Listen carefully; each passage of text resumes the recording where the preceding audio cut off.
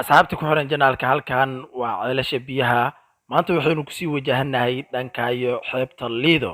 haddaba waxaan ka codsanaa muuqaalkan inaad la gariisid sidoo kale intoodna aad si share gariisid waxaan ka shaqeynayaa bilowda iyo quruxda magaalada iyo sidoo kale intood geyga Soomaaliyeedba haddaba intee jeclaan lahayd in aad vlogan ama vlogyada xiga aad ku aragtid janaalkan haddaba waxaan ka codsanaa muuqaalkan inaad la gariisid sidoo kale intoodna aad si share gariisid waxaynu sii soconaa xeebta Lido dalkaaga ka noqonin marqaati oo kaalayo maal gasho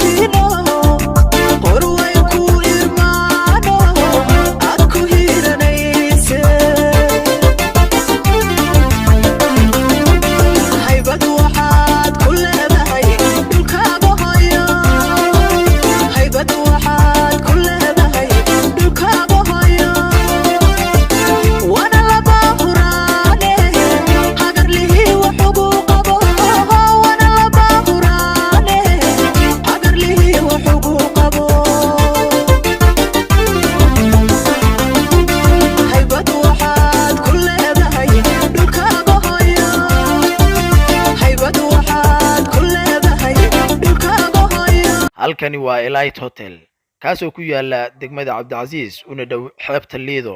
xoga yar ayaan ku soo wareegi doonaa hotelka wabacdina waxaan u jihaysan doonaa insha Allah xeebta Lido wow dalkaaga ka noqonin marqaati oo maal gasho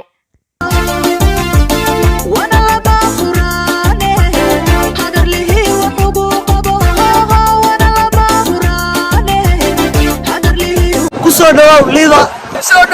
Lido. kusoo dhawow Lido Lido. kusoo dhawow Lido